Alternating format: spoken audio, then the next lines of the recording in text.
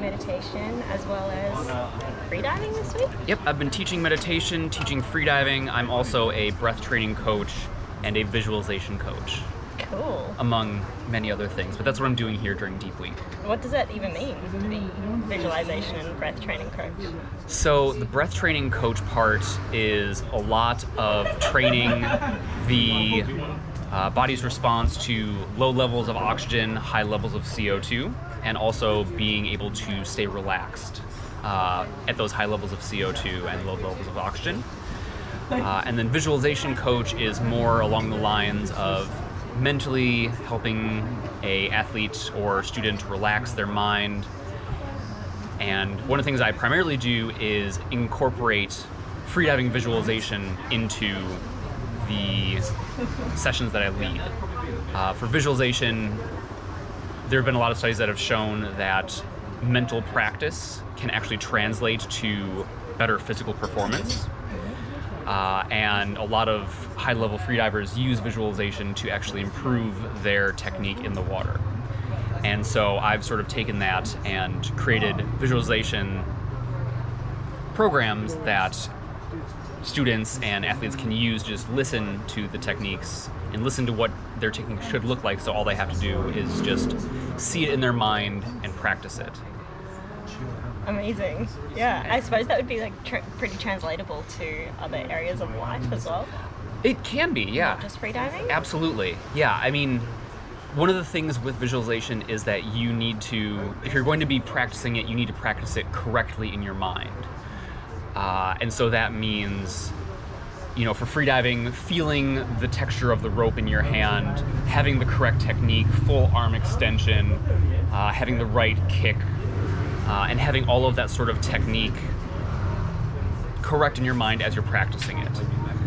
And a lot of people I've found, they start to sit down and have this visualization session, visualizing themselves, but then actually they just sort of get distracted and float off somewhere else. Mm-hmm. And the benefit of having someone actually lead a session for you is that all you have to do is listen and pay attention and see it, and someone else is telling you all the correct things. Yeah, cool. It's a really interesting training technique, and something that I think a lot of people would really benefit from, because a lot of mental relaxation comes from that, a lot of confidence comes from that, and really you are practicing it in your mind again and again and again. And practice is very important. And can you talk about the link of, say, like mindfulness and freediving? Yeah, absolutely. With mindfulness,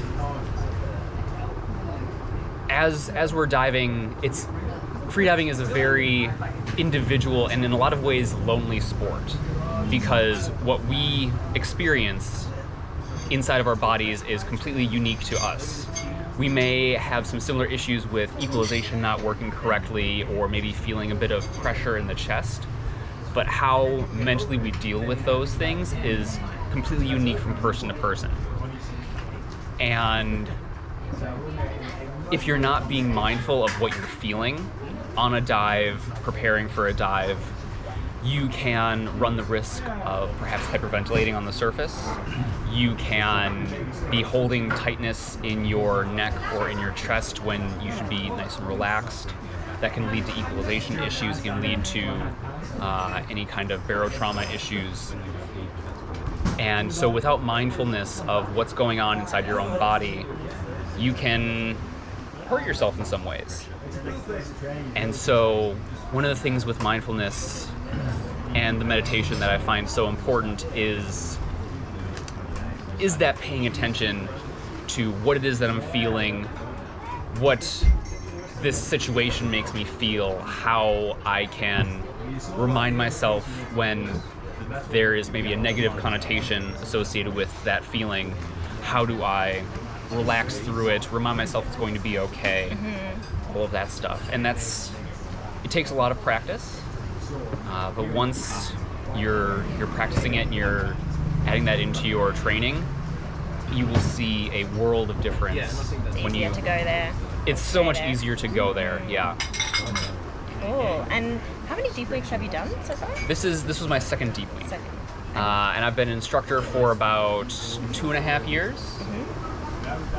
But been on the freediving train for roughly 3-ish years now. Yeah. And basically living it full on. Yeah. What do you love about Deep Week? What Oh my attracts gosh. you? What to don't come I love here? about Deep Week? Deep Week is such a cool opportunity for people to come to a place and have access to so many different teachers. Every freediving teacher teaches things a little bit differently. Each freediving teacher has their own unique experiences, their own unique interests, the things that really interest them, some things that don't. And they all have something unique to share. And there's really no other place that you can get that other than at a Deep Week. Because, if you take a normal freediving course, you've got your one instructor, you are there for the weekend, you get in the water, you do your sessions, and then you're unleashed upon the world. Whereas here, you have your wave curriculum that you're sort of following, but the focus is on learning, on going to workshops, engaging with other people, and really experiencing freediving versus sort of getting moved through a course curriculum. And it takes away a lot of pressure on students to be hitting requirements. It's more about enjoying the time, enjoying the dives, progressing slowly and safely, and progressing with comfort, which is how we should be training anyway. And combine that with all of the massive wealth of knowledge that all the instructors bring, all of the celebrity divers bring, all the workshops that are going on. It's amazing. It's such a cool opportunity to immerse yourself in a freediving lifestyle that you can't really get anywhere else unless you go to a freediving mecca around the world and just live there for a month. It's such a cool experience and opportunity, and it's something that I hope more people get to experience. Sorry, just keep talking. Yeah, it really does become a family. Yeah. Like we, spending a lot of time together, we get very close. Being on the buoy, we celebrate in our successes, and we all feel each other's failures as well. Failures used loosely, but I think that's one of the things that why this community is so close is that because, like I was saying, the feelings are so solitary when we're doing the dive, but we've also experienced having a new PB that felt really good. We've also experienced a dive where our equalization wasn't great and it kind of sucked. And so in that way, we sort of connect with each other in a very personal way because I know what it feels like to have had a really crappy dive. I know what it feels like to have had an amazing dive. And when someone else is experiencing that as well, I'm like, yes, Yeah. you fucking did it, let's go. Yeah.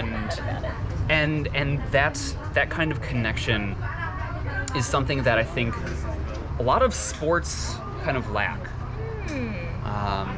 There's a very intense connection that can be had.